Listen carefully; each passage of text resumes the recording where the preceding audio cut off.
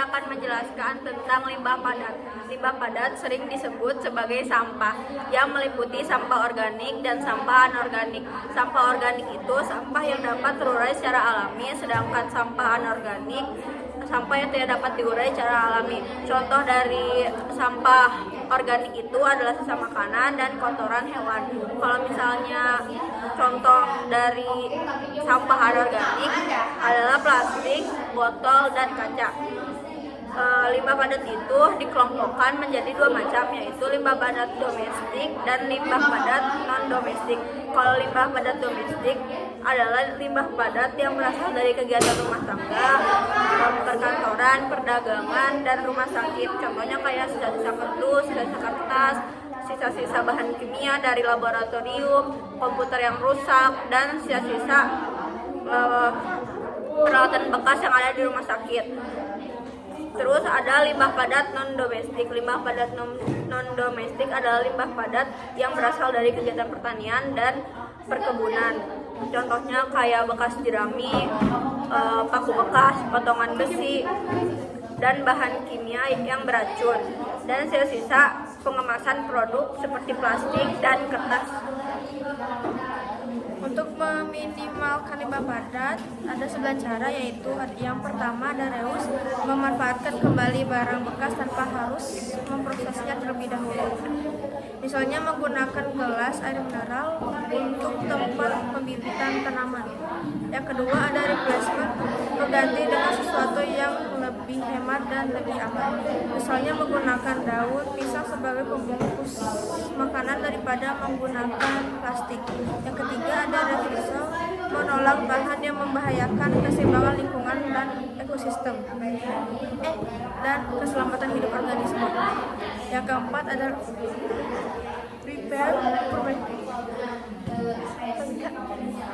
repair, yang keempat ada repair, memperbaiki yang sesuai. Yang kelima ada reconstruct, menyusun ulang struktur yang tidak sesuai. Reduce, mengurangi limbah, misalnya dengan membawa tas belanja dari rumah saat berbelanja di pasar sehingga mengurangi penggunaan sampah plastik. Recycle, mendaur ulang limbah, misalnya mendaur ulang kertas. Yang terakhir recovery, memperoleh kembali komponen-komponen yang bermanfaat melalui proses kimia, fisika dan biologi, misalnya batok laba dan sekam padi sebagai bahan bakar. Selanjutnya ada cara penanganan limbah padat.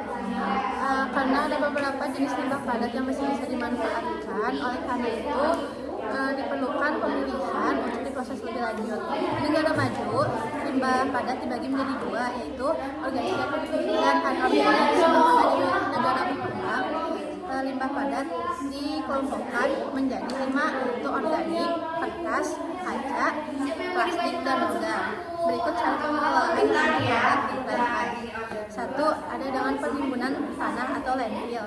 Jadi tumpukan sampah dari rumah tangga dan pasar dapat digunakan untuk menimbun tanah yang agak rendah dengan cara diratakan dari padatan, kemudian ditimbun dengan tanah untuk mempercepat penguraian dan tidak menimbulkan bau.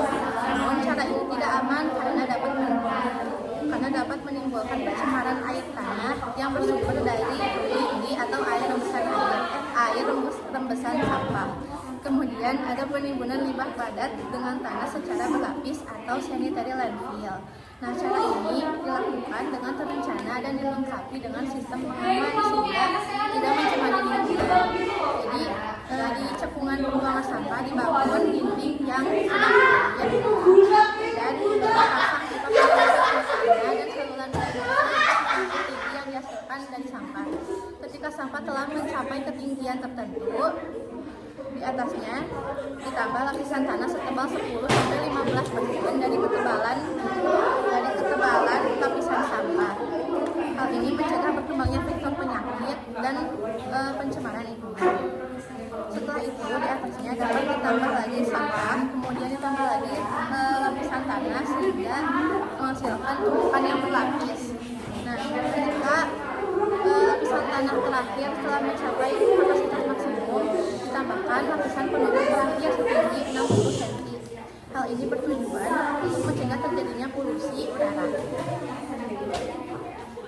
Yang ketiga ada pembakaran. pembakaran sampah akan menghasilkan abu.